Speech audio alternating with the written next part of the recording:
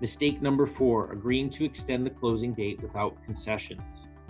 When you are on the listing side, we are not controlling the closing because the buyer is choosing the closing agent. So oftentimes there's a bit of a veil between the listing side and the buyer side because we don't have access to the lender. We have access to the title company, but it's not us doing it. So maybe the information is less forthcoming. Sometimes week before closing, the buyer asks for an extension of the closing date. The seller is not obligated to extend the closing date. You guys as agents obviously want to close. So does the seller, so does the buyer, but obviously none of us get paid until it closes. However, if the buyer is asking for an extension of the closing date, they're telling us that they can't close. They might be able to close in the future, but we don't know that yet. And we need to make a judgment call as to whether or not we think they can close.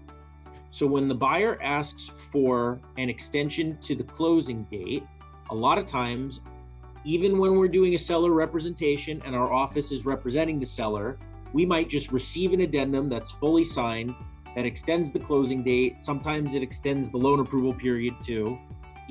This is kind of a joke. The buyer and seller agree to extend the closing date to whenever the buyer finds it convenient. One of the big things with seller representation is creating addendums that protect the seller. And then also figuring out whether or not the buyer is actually going to close if they try to extend the closing date. This addendum is a typical addendum that has all different things that we might put into an extension agreement with a buyer. So the first part talks about extending the closing. Provided, however, that the buyer and seller agree that prorations shall be as of the proration date, which might be the original closing date. Why would we do that? If we are scheduled to close today, June 22nd, and the buyer extends the closing date for another week, that is another week of the seller having to make HOA payments, tax proration payments. They might have mortgage per diems. Every day that the seller doesn't close is a day that they lose money in prorations. So the first thing we always ask for is prorations. Yeah, sure, we'll extend the closing date, but we want the dollar amounts as of the original closing date so that the seller's not needed to spend any more money because the buyer wants to extend the closing date. Because the seller doesn't have to extend the closing. We might ask for an additional deposit because if we get an additional deposit and the buyer doesn't close, then that means that that's more money for the seller to go after. We don't often do that, but sometimes it makes sense. Transfer of the deposit. This is where we start playing hardball. If the buyer is asking for a extension for 1 day versus 1 week versus 1 month, there's a lot of different things we're going to discuss. Because a 1-day extension or maybe a Friday to a Monday is not going to be that detrimental to the seller unless they've already packed up and moved out and then they have to go, put all their stuff in a U-Haul. But certainly extending for a week or 2 weeks raises a lot of red flags.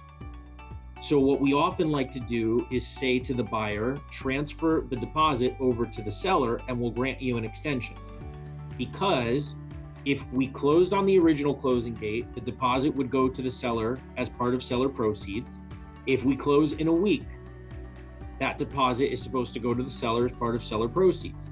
If the buyer's in default, that deposit is supposed to go to the seller. If the buyer's in default now versus in the future, that deposit is always supposed to go to the seller per the contract. So if the buyer is confident that they're going to close, they should have no problem transferring over the deposit. Or maybe a portion of the deposit. Let's say they're asking for a week extension and they have $35,000 as a deposit. Maybe we can agree that they're going to transfer $10,000 of it. And then the seller can decide in a week whether or not they want to extend again if the buyer can't close.